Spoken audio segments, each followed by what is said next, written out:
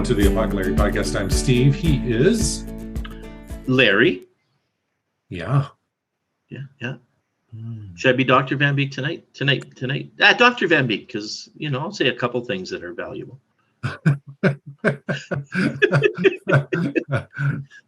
Well, you'll say but I won't valuable. Preach, so we won't say. I won't preach, so we won't say Reverend Van Beek. Okay. Well, you'll say valuable things, and I will butcher the English language and the use of Hebrew names in the English language. That's right. That's. I think that's what we should do together. That's a fair deal. Together, we can, make everything sound like a big farce. I thought we should do our version of the Babylon Bee, really, But for our listening audience, the Babylon Bee is the sort of a resurrection of the old Wittenberg door, which may mean nothing to them at all. But Christian satire site. Yeah, Christian satire. Oh, by the way, I would like to say, so we're in Nehemiah now, and Nehemiah, it was actually one book. Ezra and Nehemiah was one book originally. Yeah, it's in the English version that they split it into two books. And the time of Nehemiah is, so I would put Ezra coming over in about 453 and put Nehemiah coming over in about 445. So about 8 years after Ezra came. But so that our people know, there are scholars that say that Ezra actually came after Nehemiah. Nehemiah came during the reign of Artaxerxes. And Nehemiah came during the reign of Artaxerxes II, I think. Or Ezra came later in Artaxerxes II. But I see Ezra in the middle of the book of Nehemiah, and I'm quite comfortable to say that's the way they came. So in the coming again, Zerubbabel, about 530-ish, right? Yeah. Zerubbabel came first under Cyrus, and then Ezra comes, and then Nehemiah comes. So this coming back to Jerusalem happened really over a very long period of time, over almost like 80 years. Different things happened over a period. The other thing we want to remind everybody is that this is narrative. So if you're doing the different genres of literature, you have poetry, you have narrative, which is story. It's telling a story. And then you have discourse, which is a teaching. And then you have letters. So Paul's letters could be just letters, or they could be discourse. They could be teaching. But Nehemiah, Ezra, the book of Acts, these are all narratives. And the thing about narrative is narrative just tells you a story. It doesn't say whether things are necessarily right or wrong. And you sometimes can read in what's right, and sometimes you're not sure. So as we're reading Nehemiah, I get the feeling that he was doing what God wanted him to do. But this guy from the Bible Project that I've been listening to, he's the one who still says that actually in Ezra and Nehemiah, there were three things, right? Zerubbabel, Ezra, and Nehemiah. And he says at the end of each of these, actually the way they handled things seems opposed to what the prophets were telling them to do. So that's kind of a weird thing that way. Right. So anyway, so this is narrative. It's a story, and we're going to read the story and talk about it. All right, folks. So Nehemiah 1, starting off with Nehemiah's prayer. The words of Nehemiah, son of his dad. That's the first skip of a word I will not say. In the month of Kislev, in the 20th year, while I was in the citadel of Susa, Hanani, one of my brothers, came from Judah with some other men, and I questioned them about the Jewish remnant that had survived the exile, and also about Jerusalem. They said to me, those who survived the exile are back in the province and are in great trouble and disgrace. The wall of Jerusalem is broken down and its gates have been burned with fire. When I heard these things, no. I was just going to say, so the month of Kislev, I think that's November, December is Kislev. And then Susa, of course, that's the capital city for Persia. That's one of the main cities in Persia. I'll just say main, just to be on the safe side. And then these guys come from Jerusalem, and they say, the wall's broken down. Now that guy that I talking about that said that he did it wrong, he said that God said through the prophets there wouldn't be a wall. So he felt that he'd actually done it wrong to rebuild a wall. But the way the story reads, it sounds like what he did was quite right. Yeah. Okay. Maybe just read up to the prayer and then we'll go beyond the prayer. Okay. When I heard these things, I sat down and wept. For some days I mourned and fasted and prayed before the God of heaven. And then Nehemiah goes into his prayer. Yep. And then at the end of the prayer, he says, I was cupbearer to the king. Yeah. And so he just reminds everybody. So he's praying for Jerusalem. He pours out his heart. He laments for Jerusalem. And then he says he was a cupbearer to the king. So being a cupbearer meant not the king's right-hand man, but he was a very, very important person in the kingdom. If you were the one who brought the cup to the king and to the king's friends around the table, you were still an administrator, but it meant that they trusted you not to poison them. Ah, yes. So that's the idea. And then sometimes they say he also would test the cups to make sure they weren't poisoned. But the point is that you were a trusted official of the king, right? Right. Yeah. Okay. Which is kind of cool, eh? Yeah. Oops, sorry. Don't mind me. Just doing tricks with the browser window here, everyone. Oh, gosh. Okay. Sorry. Oh, there. Yes, there it is, too. Steve's computer's acting up today. Okay. And, we're already in chapter 2. So Artaxerxes, again, he's gonna send. It's really cool the way he sends Nehemiah to Jerusalem. So this is the next part. Okay, chapter 2, verse 1, folks. In the month of Nisan. Oh, let me just say, Nisan then is that meant they were in Japan. just which used to be known as Datsun, which is obviously the translation of that. yes, the month of Datsun but Nisan was it April, May, I think, in around April. Okay. All right. In the 20th year of King Artaxerxes, when wine was brought before him, I took the wine and gave it to the king. I had not been sad in his presence before. So the king asked me, why does your face look so sad when you are not ill? This can be nothing but sadness of the heart. He is a wise, emotionally intelligent man. I was very much afraid, but said to the king, may the king live forever.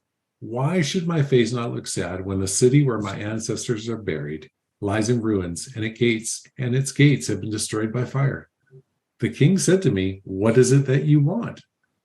I prayed to the God of heaven and answered the king, if it pleases the king, and if your servant has found favor in his sight, let him send me to the city in Judah where my ancestors are buried, so I can rebuild it. Okay, so just so you know, again, all three of these guys have been to the king, and the king has every time given these Jewish guys permission to go home and rebuild stuff. And this guy asked for a lot of stuff. Like don't forget, when you go to a Persian king, it might have been any king in those days, but if you went to a Persian king, if you ticked him off, he would just have you killed. Yeah, It was. And you remember the story of Esther, and that was during this very same time in Persia, and she married the king. A lot of weird stuff goes on in Esther, and then she goes and asks the king for permission to do stuff. And again, when she went before him, he could have just had her killed. Right. But she was still pretty good looking, and you get the idea that king was just a drunken sot of a king, but really, a pig of a man, basically, right? But, I think so. And yet he did exactly what God wanted. So there's hope for our leaders as well. All right, verse 6. Then the king, with the queen sitting beside him, asked me, how long will your journey take, and when will you get back? It pleased the king to send me, so I set a time. I also said to him, if it pleases the king, may I have letters to the governors of Trans-Euphrates, so that they will provide me safe conduct until I arrive in Judah. So let me stop one more time. So the Euphrates River, so there's two rivers that run down through Syria, the edge of Syria, and down by Iraq, right, in Iran. And one is the Tigris River, and the other is the Euphrates River. And those are the big rivers that they talk about in Revelation, the Euphrates drying up and the armies coming across, right? Right. And there are people that believe that the Tigris, that area between the rivers, might have been where Eden was. Right. Because we don't know where Eden was. Eden, right. Is that the name of the garden? Mm-hmm. Yeah, the Garden of Eden. It just sounded weird all of a sudden, too. Mm-hmm. Yeah. Probably because it's used in other contexts as well, maybe.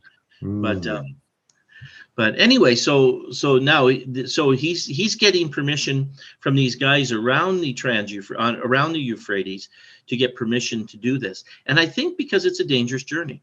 Yeah. Like you've got people over there, you're probably dead before they realize, oh, this Jewish guy was actually working for the king. Yeah. Whoops. I feel horrible. Let's bury him and say a lion tore him apart. Yeah. That's right. That's right. Okay, verse 8 now, folks. And I have a letter to Asaph, the keeper of the royal park. So he will give me timber to make beams for the gates of the citadel by the temple, and for the city wall, and for the residence I will occupy. And because the gracious hand of God was on me, the king granted my requests. So I went to the governors of Trans-Euphrates and gave them the king's letters. The king had also sent army officers and cavalry with me. So he was well looked after. Yeah, he was taking, because these guys are like, oh, for crying out loud, now I got to give this guy trees. Yeah. It's just a day in the registrar's office, if you ask me. But the army shows up and he's like, fine. Oh, yeah, I'll do it. Yeah. So when Sanballat, the Hornite, that's unfortunate, and Tobiah, the Ammonite official, heard about this, they were very much disturbed that someone had come to promote the welfare of the Israelites. Yeah. So Sanballat is actually a Samaritan. Ooh. So and Tobiah, of course, is an Ammonite, and that's one of the weird things, right? Because they're very opposed to this, and they cause him some great grief. Right. But this other author felt like there should have been some more cooperation between the Samaritans, which were the original Israelites that were left behind, right? In the land. They were left behind around Jerusalem, and they occupied Jerusalem until first Zerubbabel came, and then later Ezra came. Right. And now Nehemiah. So they're very ticked off. Yeah. Yeah. All right. Verse 11 now, folks. I went to Jerusalem, and after staying there 3 days, I set out during the night with a few others. I had not told anyone what God had put in my heart to do for Jerusalem. There were no mounts with me except the one I was riding on. He's taking a chance. He's taking the Dimwalt road, isn't he? He's taking the Dimwalt road. That's a really weird Lord of the Rings reference. By night, I went through the valley gate toward the Jackal Well and the Dung Gate, examining the walls of Jerusalem, which had been broken down, and its gates, which had been destroyed by fire. And then I moved on. I'm going to cut in again. I apologize. No. So what he's doing is he's going around. These are all the gates that were all the way around Jerusalem. Okay. Right. So remember, Jerusalem was a walled city, and it had these gates to go out, and every gate had a name. And so Valley Gate was one. The Jackal Well was the well, of course. Now the Dung Gate, the reason I stopped you there is because I just like the name, the Dung Gate. There are beetles there. That's actually what they called my house when I was in high school, the Dung Gate. But the Dung Gate was where you brought your trash. That's where the people of Jerusalem brought their trash. I don't know if they brought their dung out there or not. I don't know if they pooped in pails and brought it out there. I imagine they'd have to do something like that, or somebody would have to, the septic guy would drive around in his truck and those, suck out the stuff. His honey bucket. Yes, and actually, the Dung Gate was just outside the Dung Gate was the Valley of Hinnom. The Valley of Hinnom is where they burn their garbage, and there were fires going, to keep the disease down and stuff. They would burn stuff, and the Valley of Hinnom is actually where you get the term Gehenna, right. And Gehenna is Armageddon, right? Yeah. Look at me listen to all the things you said before. Okay, interesting. Very interesting. All right. So 14 now, folks. Then I moved on toward the fountain gate and the king's pool, but there was not enough room for my mount to get through.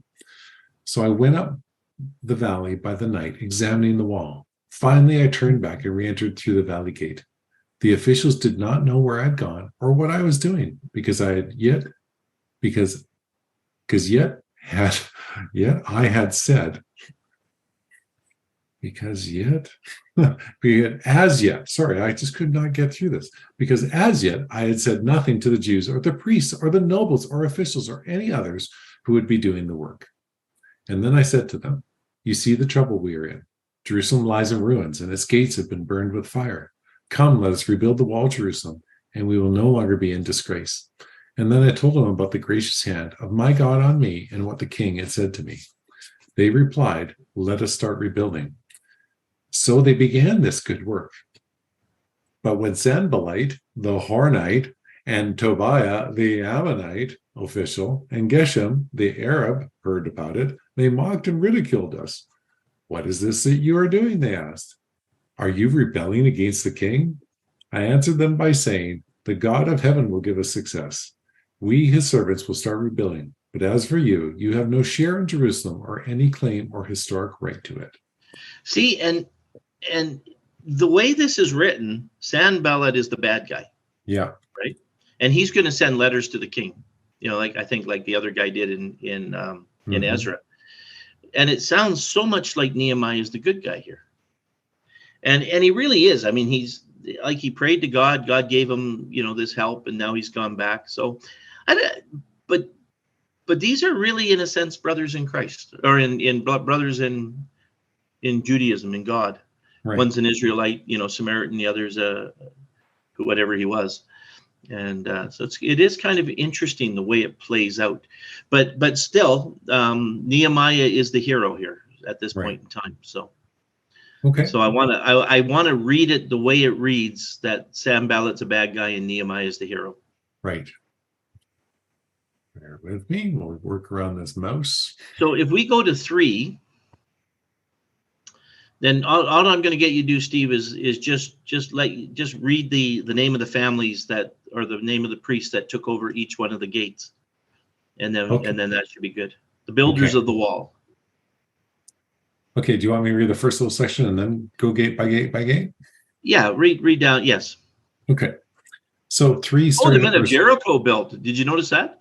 Ooh. Because they were well known as wall builders. That's right. That's right.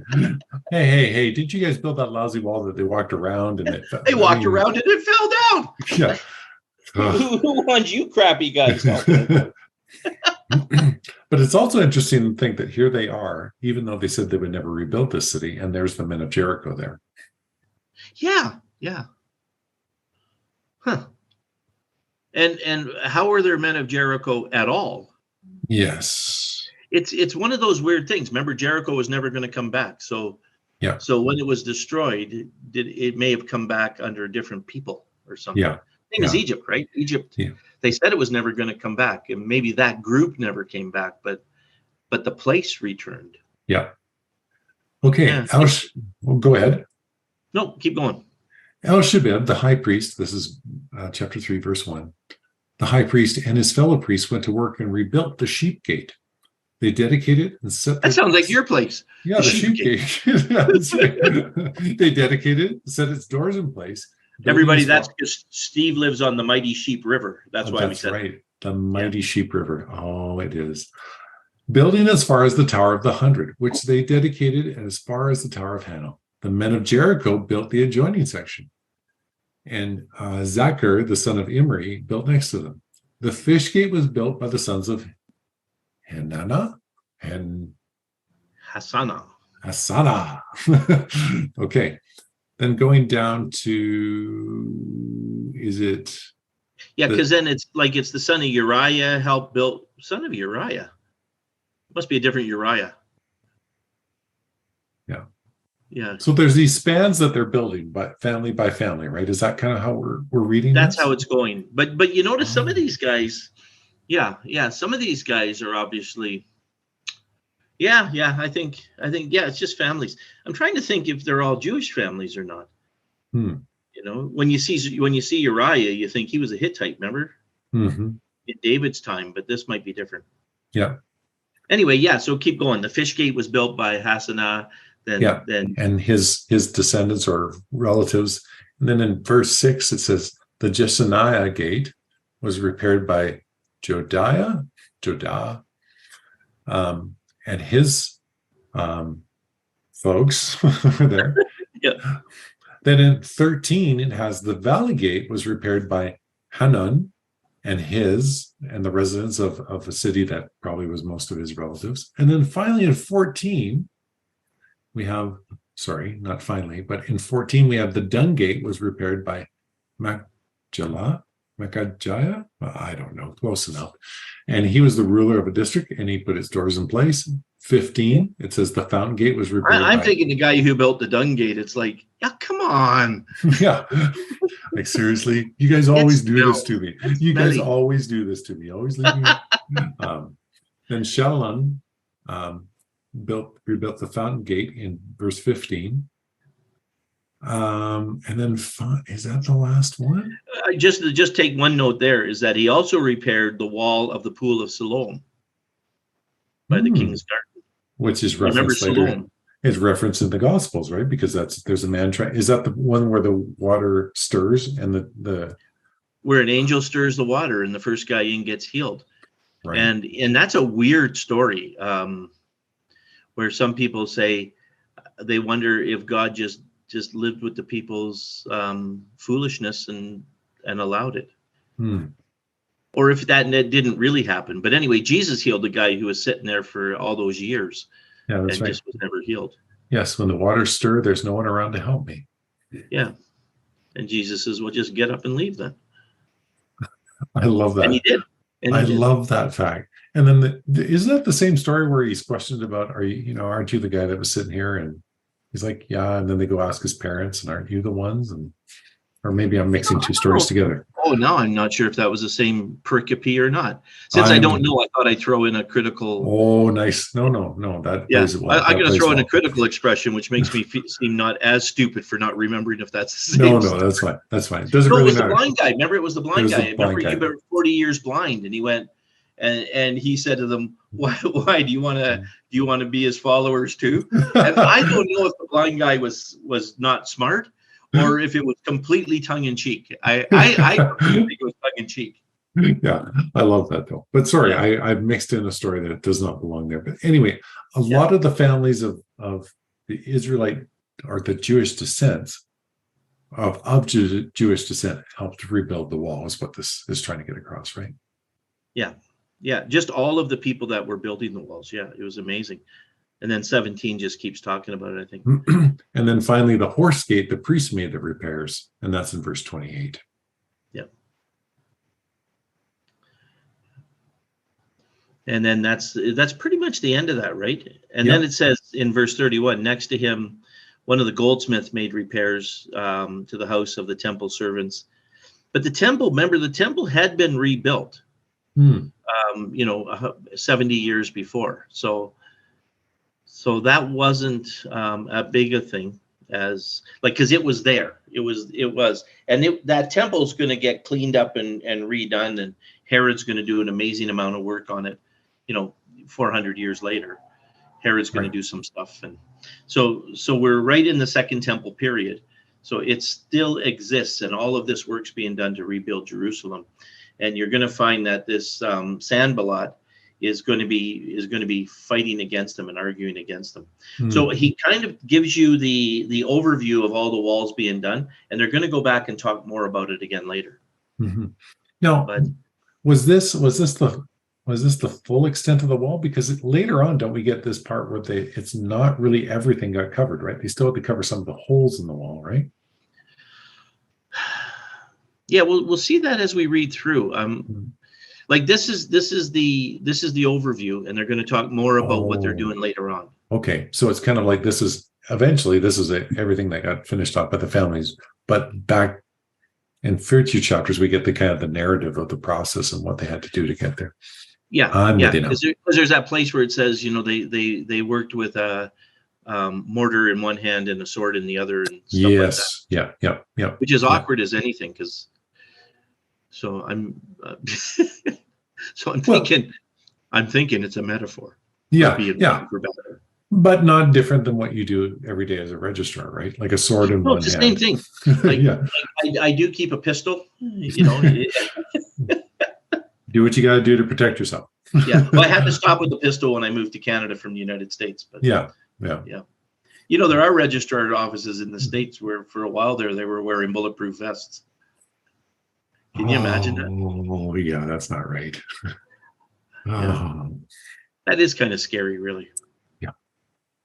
And that's what these guys were living with. They were working on these walls together, rebuilding Jerusalem. And it seems from what I'm reading, like what they were doing was very much what God wanted them to do. Yeah. It seems Even like this is other authors suggested different things. I think it's. Yeah. This is God's hand in trying to rebuild his people. Yeah. And maybe they should have been open-armed to their brothers and sisters when they were done. But remember when Ezra came, he made them all get divorced. And so crazy stuff, Crazy stuff. It makes me wonder when we read the Bible and there's things going around us that seem to be opposed to what we see in the Bible, if we always have to be very careful to be true to the scriptures, but still always apply that law of love with everybody. And it makes us still hold our position, but still be accepting. And it's a weird kind of a tough thing to do. Yeah. Especially when we're reading the Old Testament passages, right? Yeah. I'm partial to the Old Testament because they just, you go and kill everybody. But you know what? Every time they didn't. Remember Joshua let those people live, remember? And they became just a nuisance for years and years and years and years afterwards. Yeah. And they lived around Jerusalem. They were up from the area around Jerusalem. So Right. I don't know how big the city of Jerusalem is. Someday we should just take a look, because he was able to ride kind of all the way around it in a night. So it's not so big that you can't ride around and check all the gates. Right. Okay. Yeah. Interesting, folks. Great, yeah. So tonight, Larry set a great, again, another great foundation for us from the book of Nehemiah. And I like how you placed that together, that we think of them as one book in the Jewish scriptures. In the English Bible, we split them apart, but how they very much overlap. It's not a next, it's not an if-then statement. This completes and then Nehemiah comes. It's like, no, they're contemporaries with each other. So we think, unless someone wants to do their master's degree on this, there's lots of room for study here. Yeah. Well, these Persian kings, we don't know what's going on with these guys. Oh, yeah.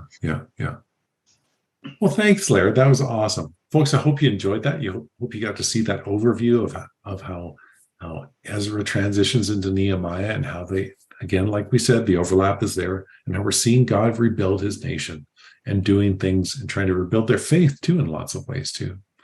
Back to a better worship of him. Thanks so much for being with us. We'll be back in a week's time, but until then, I was Steve, he was Larry, and this is the